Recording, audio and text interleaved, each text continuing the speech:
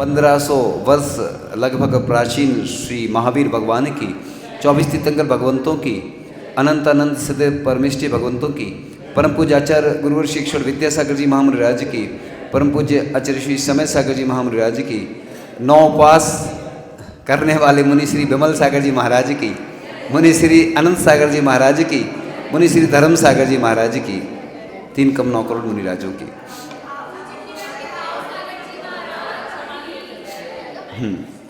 सुनो, शांति से रहें। किसी ने बहुत अच्छी बात कही है, मेरे लिए आंसू बहा कर तो देख, तेरे जीवन में आनंद के सागर ना भर दूं तो कहना। मेरे लिए खर्च करके तो देख, कौन कह रहा है? भगवान। मेरे लिए खर्च करके तो देख, कुबेर के ओम ओम ओम नीचे कर लो क्या, नीचे ओम, कुबेर के भंडार ना खोल दो तो कहना। कहते हैं ना, भगवान को जो दिया जाता है वो उच्चता को प्राप्त हो जाता है।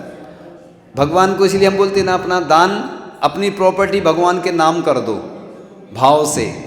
द्रव्य से भले ही नहीं कर पाते तो भाव से। सुनो नीचे, ओम नीचे कर लेना, नीचे आवाज़ आ रही ना पूरे में, लोगों की आवाज़ ज़्यादा आ रही ना, हमारी कम आ रही, इसलिए नीचे कर सकते ना बात जो भी है धीरे।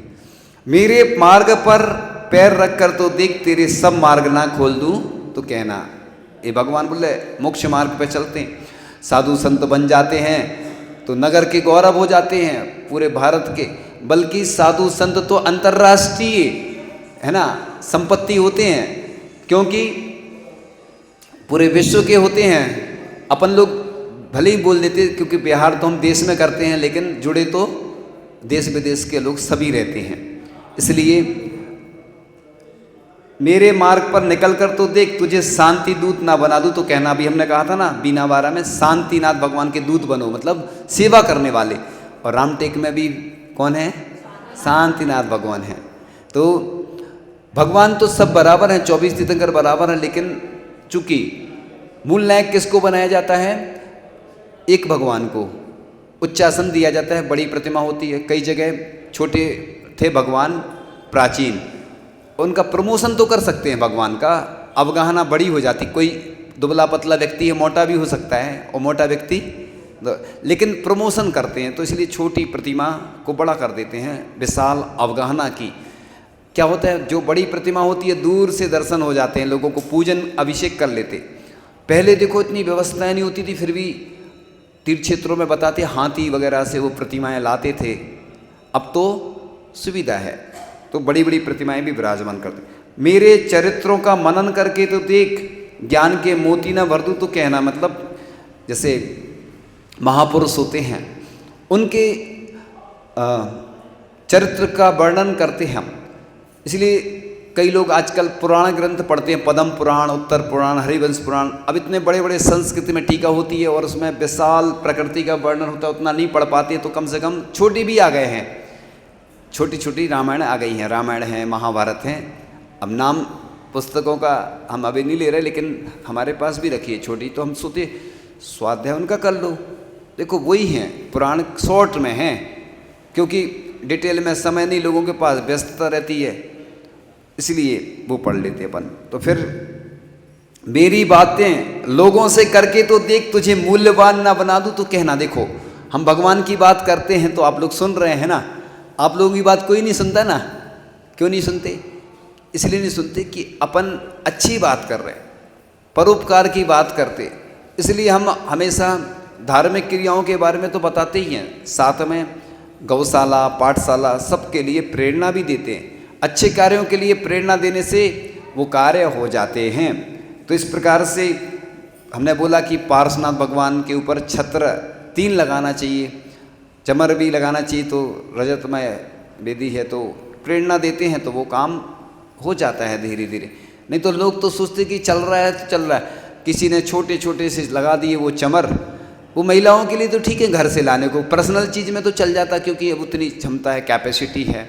वैसे पहले छोटी छोटी प्रतिमाएं विराजमान करते थे और आजकल बड़ी बड़ी अवगाहना की करने लगे। तो पहले लिखा है शास्त्रों में कि जो छोटी सी भी प्रतिमा विराजमान करता है उसके पुण्य का वर्णन करने के लिए कोई समर्थ नहीं है। वो महिमा बताई जाती ना उसकी, तो वो अलग बात है। तो बस हमेशा जब भी चर्चा करो तो किसकी करो? भगवान की, देव सास गुरु की, उनके गुणगान करते रहो हमेशा। इधर उधर की बातें करने की अपेक्षा अगर जाप करोगे ना, भगवान का नाम लेते रहोगे तो आपका पुण्य बढ़ता रहेगा। तू मुझे अपना मददगार बनाकर तू देख, तुझे सबकी गुलामी से ना छुड़ा दूँ तो कहना। जैसे साधु संत बन जाते, घर छोड़ देते परिवार, तो सब 108 माँ उनकी रहती हैं तैयार, और 1008 घर तैयार रहते पड़गाहन करने के लिए, क्योंकि साधु संत किसी के नहीं होते हैं। साधु संत जब घर छोड़ देते तो एक घर नहीं होता उनका, प्रतिदिन नए नए घर में जाते हैं। कई बार किसी के डबल भी चले जाते हैं, वो बात अलग है, तो प्रतिदिन नए नए घर में जाते हैं। और जितनी भी उम्र से बड़ी होती हैं वो माँ होती हैं, माँ के समान, बहन के समान, छोटे होते हैं तो बच्चों के समान। ऐसा शास्त्रों में लिखा है कि सबको अपनी माँ के समान समझना। ऐसा क्यों लिखा है? क्योंकि वैसा ही अपन जब समझेंगे, मानेंगे तो वो वैसी ही मान्यता आती है। सिर्फ लिखा नहीं है, वैसा पालन भी करना पड़ता है। तो बस स्वयं को निछावर करके तो देख, तुझे मशहूर ना कर दूं तो कहना। भगवान के प्रति देखो समर्पित होते ना तो अपने आप नाम हो जाता है। प्रसिद्धि किसकी फैलती है? या तो कोई दान देता है किसी भी माध्यम से तो प्रसिद्धि हो जाती है उसकी, या फिर कोई अच्छा काम करता है, जैसे कोई गौशाला में सेवा करता है, साधु संतों के साथ विहार में, आहार में, क्रियाओं में सहयोग देता है। पूरे भारत की स्थिति यही रहती है कि सेवा करने वाले चुनिंदा ही मिलते हैं, और ये पुण्य के कार्य पुण्यशाली व्यक्ति ही कर पाते हैं, सबके भाग्य में नहीं होते। ऐसा नहीं सोचना कि अरे हमने देखते हैं हर समाज में, हर जगह जाते हैं, भारत में कई नगरों में गए, देखा कि बस जिनको लगन रहती है अंदर से, ऐसे कई लोग रहते हैं जो अभिषेक का जल भर के लाते हैं, अभिषेक शांति द्वारा पूजन की व्यवस्था करते हैं। ये भी पुण्य के कार्य है, क्योंकि भगवान के द्वार में तुम रंगोली भी डालोगे तो वह पुण्य का कार्य है। तुम झाड़ू भी लगाओगे ना तो तुम्हारे कर्म झड़ जाएंगे। ताली भी बजाते ना तो ये भी अनुमोदना का कार्य है। ऐसा नहीं सोचना, ये भी पुण्य का कार्य है। ताली बजाना, अनुमोदना करना। चतुर्मास का कलश जो लेते ना तो छठवां हिस्सा मिलता है। पूरी साधना जो भी उपवास करेंगे महाराज, स्वाध्याय करेंगे, सामयिक करेंगे। कई बार हम लोग किसी के घर में रुक जाते हैं तो सामयिक करते हैं, माला फेरते हैं, पाठ भी करते हैं ना, तो अनुष्ठान हो जाता ना उसके घर में अलग से। तो वो आपको मालूम है बहुत लंबी प्रक्रिया करनी पड़ती।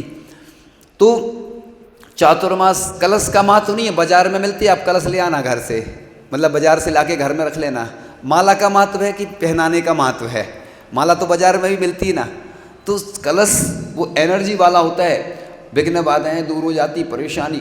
देखो चाहे साधु संत हों, चाहे कोई भी हो, पार्श्वनाथ भगवान ने कितने 10 भाव तक उपसर्ग सहन करे, तो कष्टों से, परेशानियों से तो कोई बच ही नहीं सकता।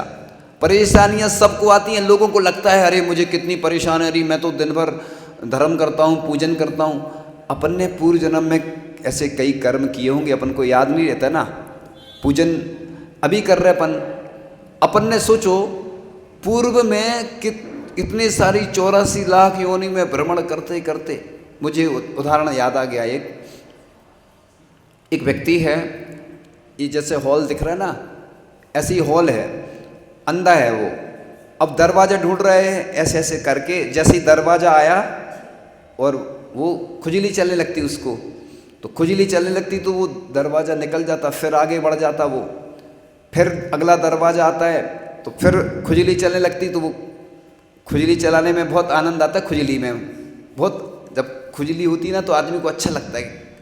तो ऐसे ही पंचेंद्रिय के विषयों में जैसे स्वान होता ना, वो हड्डी को चूसता है, बड़ा आनंद आता उसको। थक जाता वो हड्डी को चूसते चूसते, और हड्डी छोड़ देता है। दिखता है कि अरे मेरे तो ये ब्लड मेरे कहाँ से निकल रहा है, अंदर से ही निकल रहा है, मैं इसका आनंद ले रहा हूँ। तब वो समझ जाता कि ये तो मेरा ही रक्त है, इसी का मुझे आनंद आ रहा था। ऐसे ही संसारी प्राणी पंचेंद्रिय के विषयों में ऐसा मस्त हो जाता है कि उसको लगता है कि बस यही सब कुछ है। ऐसे ही वो जब दरवाज़ा खोज रहा था, ज्यों दरवाज़ा आता तो वो खुजली चलने लगती और निकल जाता। ऐसे ही हम जब मनुष्य जीवन मिलता है तो हम संसार के कार्य में व्यस्त हो जाते हैं। कोई व्यक्ति है ना, वो सोचता है एसी लगाया है तो बहुत अच्छा आनंद आ रहा है, अच्छा अच्छा भोजन मिल रहा है।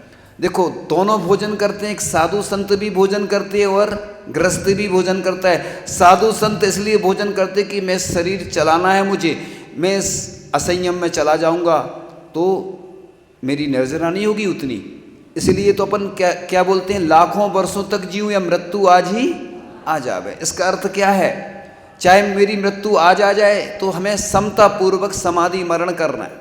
आचार्य ऋषि ने देखो 77 वर्ष तक इस शरीर के द्वारा कितने कर्मों की निर्जरा की, अब शरीर ने साथ नहीं दिया तो छोड़ना पड़ा। बुद्धिपूर्वक छोड़ना संलेखना कहलाती है। इसलिए साधु संत इस शरीर को भाड़ा देते, टैक्स देते, किराया देते हैं।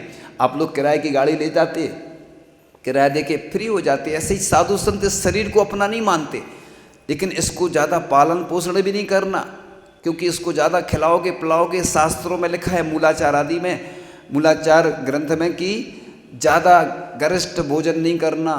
लोगों को लगता है कि महाराज जी ये ले लो ये लो, देखो भावना तो रहती है आपकी, लेकिन स्वास्थ्य खराब हो जाता तो दोष भी लगता है आपको। इसलिए जबरदस्ती नहीं, भावना करो, क्योंकि आप भक्ति से आहार देते हैं, प्रसन्नता से देते हैं। जैसे दान देते ना, तो महाराज जी बोलते थे कि नृत्य करना चाहिए दान देने के बाद, आनंद मनाना चाहिए। कई लोगों के आहार होते ना, संग में थे तो थाली बजा के वो आते थे छोड़ने, क्योंकि उधर अलग व्यवस्था रहती थी। कितना उत्साह रहता है लोगों में, प्रसन्नता रहती है। ऐसे ही अपन को जब दान देते तो बड़ा आनंद आना चाहिए कि इतना परिग्रह कम हो गया। आज हम साधु संत जैसे ही बन गए। जब साधु संत दीक्षा लेते हैं तो वस्त्र पूरे छोड़ देते हैं, सब परिग्रह छोड़ देते। एक बार दीक्षा हो रही थी किसी की भी, हम इसलिए बोलते थे कोई का भी हो सकता प्रसंग, तो चैन पहने थे सोने की, अब उतार के पहले दे दी, नहीं तो क्या होता उत्साह रहता उस समय दीक्षा में, दिखता नहीं तो सोने की चैन ही फेंक दी। अब किसी ने पहना दी और उसको बेविकल्प हो तो छोड़ना अलग बात है, लेकिन किसी की वस्तु है तो देना भी पड़ता है, तो ऐसी हो जाती स्थिति। इसलिए साधु संत बिल्कुल निरीह रहते हैं, चातुर्मास एक जगह करके अपनी तप साधना करते हैं और आनंद आता है। लोगों को भोगों में आनंद आता है। साधु संत चातुर्मास में एक स्थान पर रहते हैं और चातुर्मास स्थापना कर लेते हैं। चतुर्दशी को फिर कोई साधु पहुंच नहीं पाते, कोई अस्वस्थ है तो बाद में भी कर लेते, कुछ दिन रहते हैं, चौथ पंचमी तक बताते हैं ऐसा। तो वो इसलिए एक्स्ट्रा में रहते हैं, छूट रहती है। बिल भरते थे ना तो छूट रहती उसमें, वो पनिश में क्या बोलते, पेनल्टी। स्कूल में भी रहता है, फीस भरते हैं तो कुछ ऐसे ही ये छूट रहती है। इसलिए आप लोग भी चातुर्मास में संकल्प लेंगे कि एक जगह हम रहें, जिससे कि जाना नहीं पड़े, कम से कम यात्रा करना पड़े, क्योंकि कितने सारे पंचेंद्रिय जीवों का घात होता रहता है, बोलने में, चलने में, उठने में, बैठने में। कई लोग पूरे भारत में उपवास भी कर रहे होंगे, चातुर्मास में करते हैं, क्योंकि चतुर्मास को भद्रमास आता ना उसमें, यानी भाद्रमास कहा जाता, राजा कहा है। इसमें क्या होता, जठराग्नि भी मंद हो जाती है। वैज्ञानिकों ने भी सिद्ध किया कि उपवास जो करते ना, वो 70% से अधिक जल है अपने शरीर में, पूरे वर्ल्ड में भी 70% से अधिक जल है। जल की मात्रा बढ़ जाती है तो डॉक्टर कहते हैं कि इससे बीमारियां होती हैं। ऐसा वैज्ञानिकों ने भी सिद्ध किया, देखा गया। अमावस्या, चतुर्दशी आदि को ज्वार भाटे ज़्यादा आते, सबसे ज़्यादा अपराध होते हैं, ऐसा लोगों ने शोध किया। इसलिए अपन क्या करते कि चातुर्मास में ठंडक रहती है तो प्यास भी नहीं लगती, उपवास एकासन करने में सुविधा रहती है। इसलिए 10 लक्षण आता है ना, तो चतुर्मास का जो 10 लक्षण आता है भद्र मास में, भाद्र मास में, वो सबसे ज़्यादा महत्वपूर्ण रहता है, क्योंकि परंपरा चली आ रही है शुरू से, तो लोग 10-10 उपवास करते हैं। जैसे महाराज जी ने 9 उपवास पहली बार किए, 8 उपवास भोपाल में किए थे, 6 छपारा से 2017 में शुरू हुए थे और ये लगभग शायद अंतिम में होंगे। तो आज महापारणा महोत्सव होना है महाराज जी का, ऐसी में। हाँ, तो ऐसे निर्जल उपवास करना, एक बूंद भी जल और भोजन नहीं लेना कठिन है, क्योंकि गृहस्थ तो लिक्विड लेते थे ना, तरल पदार्थ, लेकिन खा पी कर नहीं करना। आप लोग पी कर तो कर सकते, क्योंकि हम लोग भी जब लेते थे आचार्य ऋषि से तो जल उपवास लेते थे। आचार्य ऋषि से बोलते हमारा आज कल, मतलब जैसे एक दिन पहले लेते ना, तो कल जल उपवास रहेगा। तो जल चल जाता है, लिक्विड में चल जाता है, लेकिन कई लोग कुछ भी ले रहे हैं ना, तो जैन धर्म, दिगंबर जैन धर्म के अनुसार वो नहीं। फिर तो एक आसनी करो ना अच्छे से। अब तुमने थोड़ा तो ले लिया। हम छोटे थे घर में, तो हुआ यूँ कि छोटे थे तो क्या हुआ कि पर्यूषण चल रहे थे, तो एक बार एक आसन किया, तो शाम को भूख लगाई, तो घर वालों ने कहा कि खा लो, शाम को कुछ नहीं होता है, तो खा ली। फिर चॉकलेट वॉकलेट भी खा ली। जब उस समय कुछ ज़्यादा जानते भी नहीं थे, फिर मन में लगा कि अपन देखो एक आसन भी नहीं ढंग से करते, तो फिर एक आसन करने लगे। उपवास तो कभी नहीं किया। जब ब्रह्मचारी बने ना 2001 में तिलवारा घाट जबलपुर में, फिर धीरे धीरे माहौल बनता ना वैसा। पूज्य आचार्य श्री से किसी ने पूछा कि इन ब्रह्मचारियों को आप शिक्षा देना है तो कोई पंडित विद्वान से भी दिलवा सकते हैं, क्योंकि हम लोगों के शिक्षा गुरु कौन थे? पूज्य मुनि श्री समय सागर जी महाराज। मुनि थे उस समय, निर्यापक नहीं थे, इसलिए वो लोग सोचते कि अभी तो आचार्य हैं वो।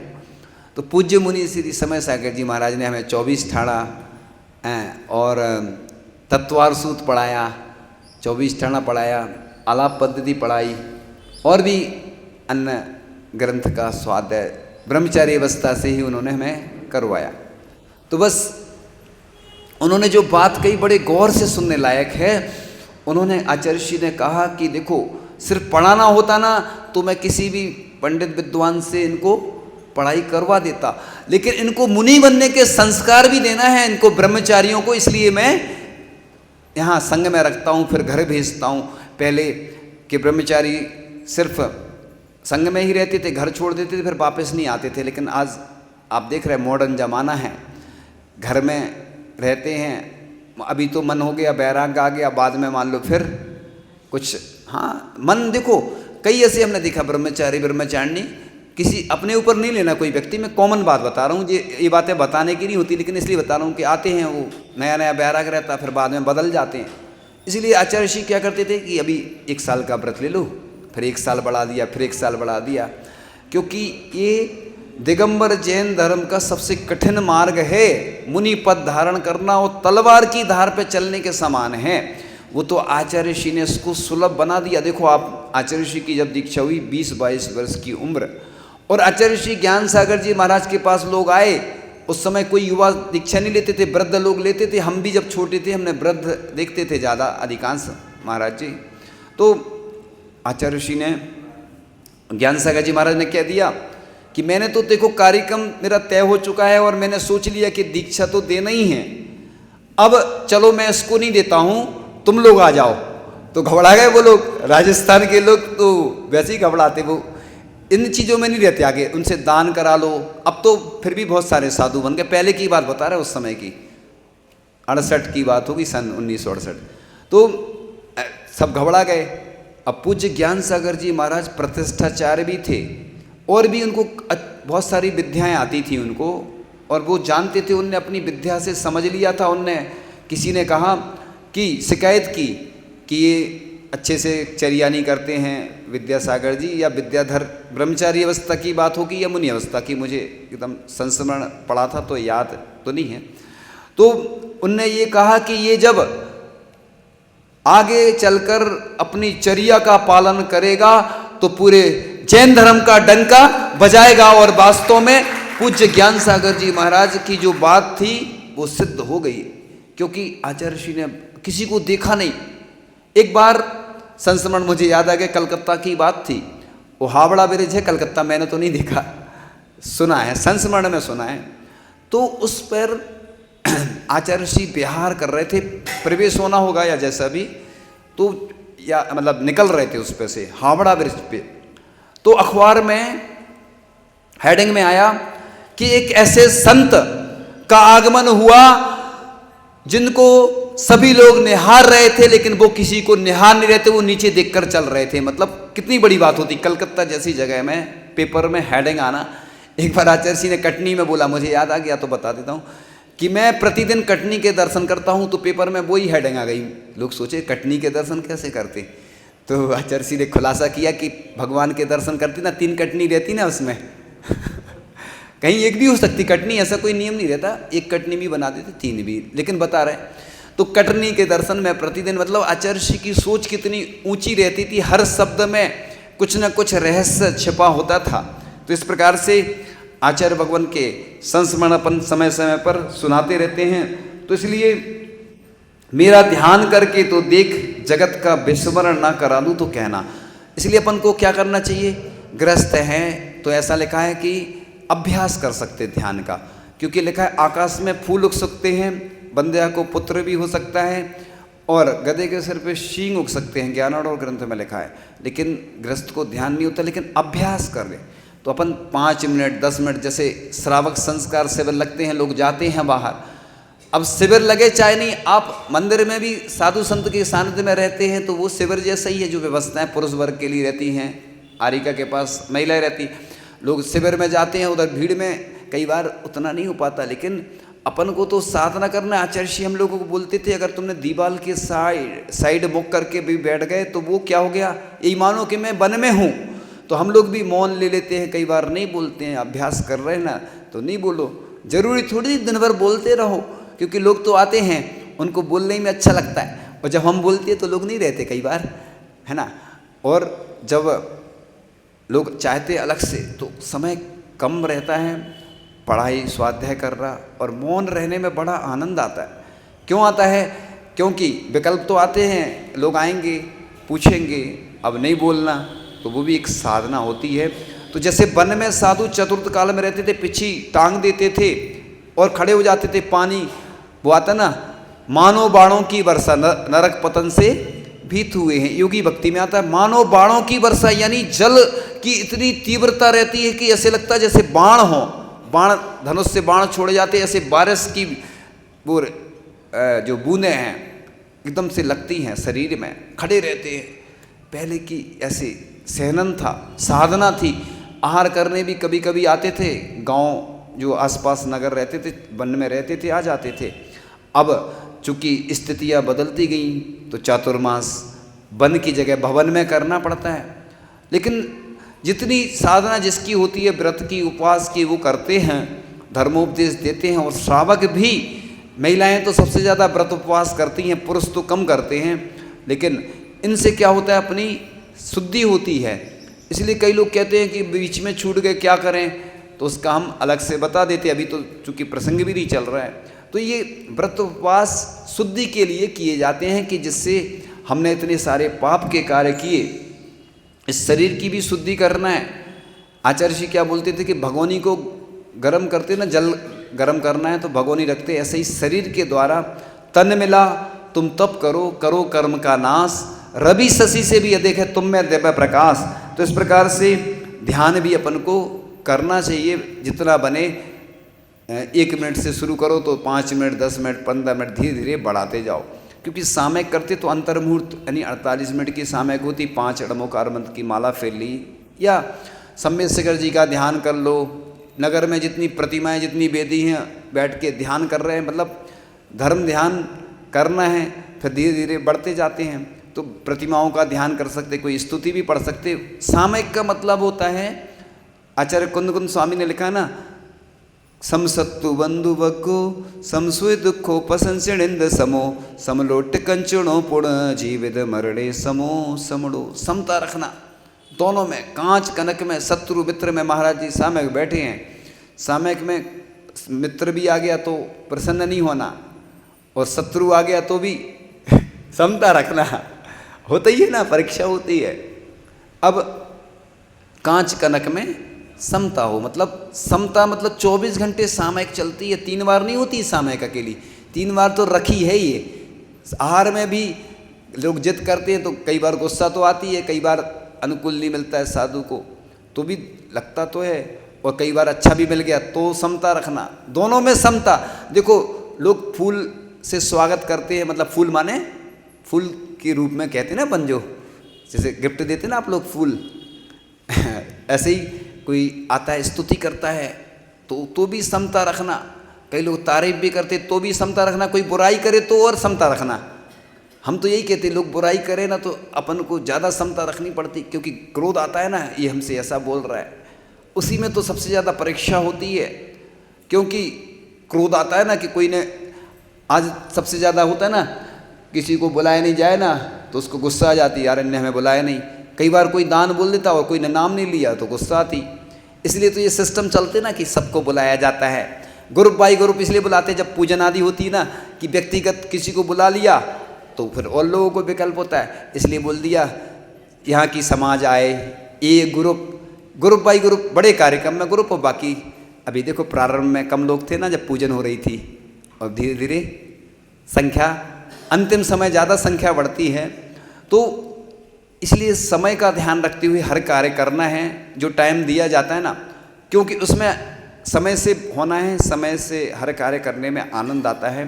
तो चातुर्मास कलश स्थापना करने वाले को पूरा पुण्य उसी के खाते में जाता है, क्योंकि साधु संत उसी के निमित्त से साधना करेंगे और उसमें वो ऊर्जा आती, भगवान के पास वो रखा रहता है, मंगल हो जाता है। इसलिए हर मंगल कार्य के शुरुआत में जब भी अपन शांति विधान करते हैं, कोई भी विधान करते हैं ना, तो उसमें वो कलश रखा जाता। बाद में अपन मंदिर की कोई अन्य वस्तु तो अपन घर नहीं ले जा सकते, लेकिन चूंकि ये पहले से ही अपन ने संकल्प के साथ रखते हैं कि चातुर्मास के बाद दीपावली के दिन आपके घर में ये कलश मंगल के रूप में पहुंचेगा दीपावली में, तो आप जब पूजन आदि करते हैं ना तो वो रख सकते हैं, ये मंगल हो जाते हैं। इसलिए मांगलिक कार्य हर मंगल के मंगलाचरण होता है ना, मंगल कार्य करने के उपलक्ष्य में ऐसी क्रियाएं की जाती हैं। ये सब पॉजिटिव एनर्जी देने वाली होती हैं, ऊर्जा देने वाली होती हैं। जैसे आप कोई महाराज जी माला फेरते हैं ना, तो कहते हैं महाराज जी हमें दे दो आपकी माला है। पिच्छी लेते हैं, जैसे क्यों कि पिच्छी 1 साल तक रहती है साधु के पास। और एक आचार्य महाराज थे, तो वो राजस्थान की बात थी, वो देखा तो एक बाई जी क्या रखी थी, परम पूज्य आचार्य गुरुवर श्री ईश्वर विद्यासागर जी महाराज की पिच्छी रखी हुई थी। और उनने पूछा किसकी पिच्छी है, तो उन्होंने बताया, तो उनने बैठकर नमोस्तु किया। दूसरे आचार्य थे वो उस पिच्छी को, क्योंकि पिच्छी से साल भर महाराज जी इसको लिए रहते हैं, और नमोस्तु कितने भगवानों को करते हैं, और आचार्य परमेष्ठी पंच परमेष्ठी नव देवताओं को नमोस्तु भी करते हैं, कितने जीवों की रक्षा करते हैं। तो ये पिच्छी जब देते हैं तो घर में पहुँचती है, लोग रखते हैं, नियम संयम लेते हैं। ऐसे ही जो कलश स्थापना होती है, कलश स्थापना के निमित्त से इतने सारे जीवों की रक्षा होती है, उसका सबका पुण्य आपके खाते में जाता है। इसलिए चातुर्मास कलश के बारे में तो हमने पहले बताया था, और भी बताएंगे आगे, लेकिन कुछ मिनट में बस पूरी चर्चा करके, मेरे लिए कड़वे वचन सुनकर तो देख कृपा ना बरसे तो कहना। कई लोग कहते हैं ना हम पाठशाला पढ़ाते हैं और लोग बाद में सुना देते हैं, गौशाला में काम करते हैं, मंदिर में सबसे ज़्यादा उसी व्यक्ति को सुनना पड़ती जो काम करता है ना।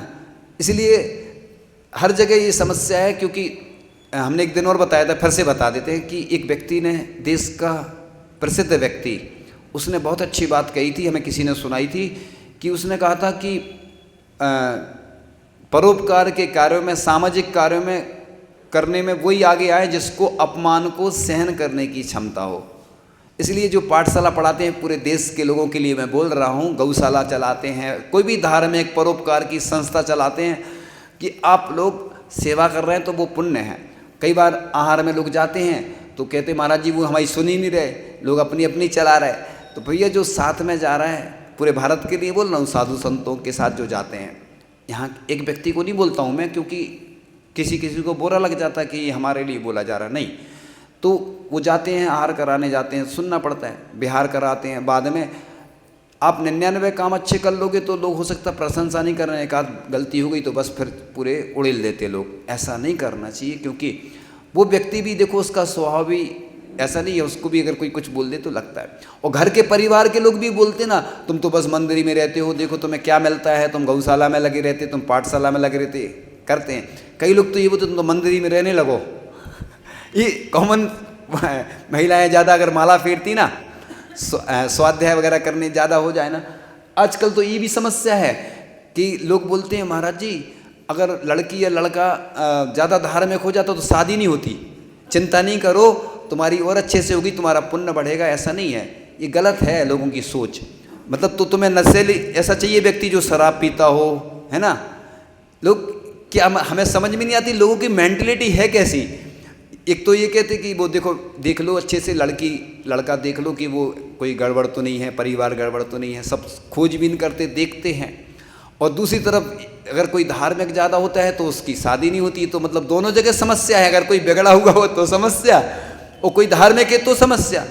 अरे ये सोचो कि हमारा सौभाग्य है कि ये धार्मिक है, क्योंकि धार्मिक व्यक्ति मिलना आज के समय में सबसे कठिन है।